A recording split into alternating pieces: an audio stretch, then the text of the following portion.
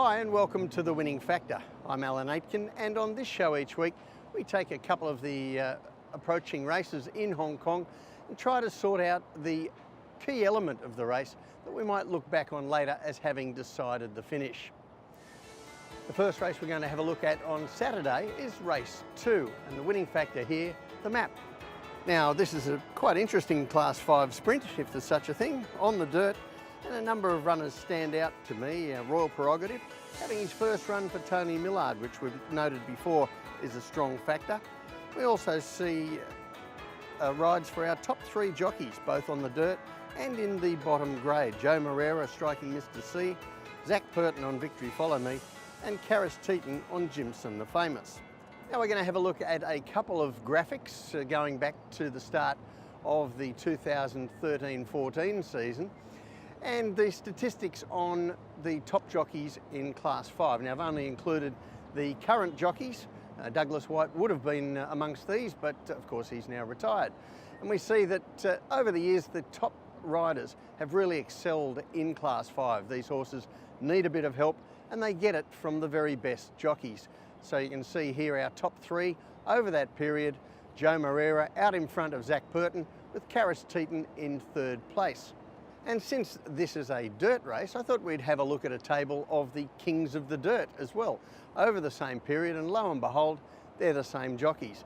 This is something we talk about a lot with trainers excelling on the dirt, but not as often about the jockeys. And there they are. The gap is a little bit narrower between Joe Moreira and Zach Purton and Karis Teeton this time, but they are still the same men who have excelled on this surface. So that's a double tick for striking Mr. C. He's got Joe Moreira on the dirt and Joe Moreira in Class 5. Both positives for this horse's first run in the bottom grade. Now let's face it, he has been a little disappointing to his legion of fans in Class 4, but we're going to take a look back now at what he can do at his best, and this is the end of last season.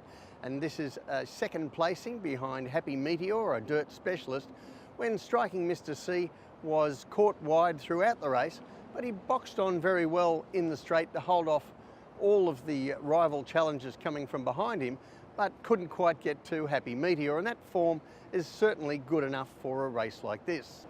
And often it's the combination of a drop to the bottom grade plus the hands of a top jockey that will bring the best out of some of these horses that have shown promise and been disappointing, like striking Mr. C. And if we go to the map, it looks like he's got the right kind of setup to be able to do that.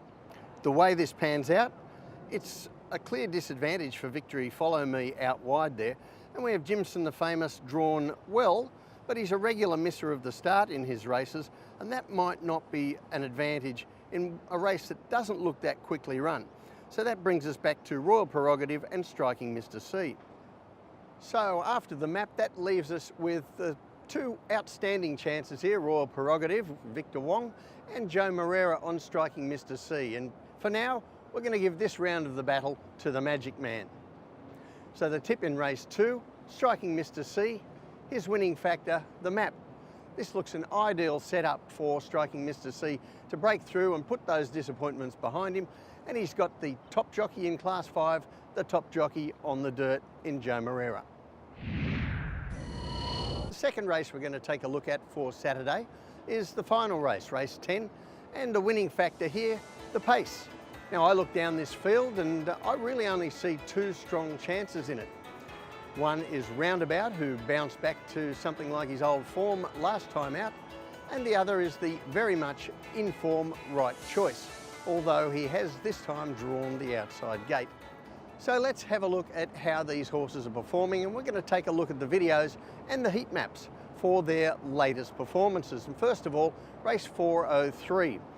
Now this was a fairly evenly run race, and Roundabout, in the hands of Grant van Niekerk, gets out to the middle of the track and charges home late, and it's really a return to form after some plain efforts from him, but this was right back there with his best.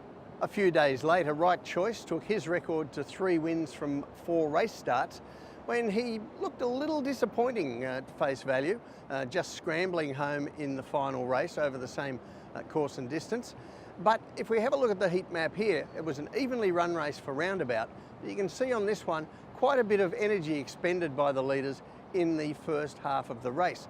So they were gassed when it came down to the final stages, and the run-on horses were getting to them everywhere, and that made them look a little unimpressive, including the winner, Right Choice. So now we look at Saturday's race, and as I've outlined, the winning factor here, the pace.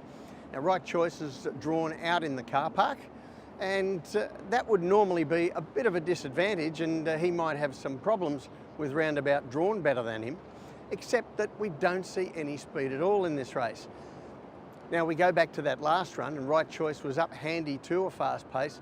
He showed the kind of early speed that should enable him really to get across here, whereas Roundabout always does his best ridden quietly, and he can over-race if he's ridden too much closer. So I'm expecting Right Choice to still be able to get across without any pace in the race and have that advantage over his arch rival.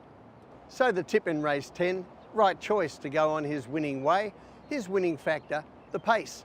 Now, had there been a bit of speed in this, I think he would have been challenged. But without a lot of pace, he should be able to get across into the right position, and from there it'll be advantage Right Choice over Roundabout, who needs to get back. Well, that's it for the winning factor this week. Good luck on Saturday. Catch you next time.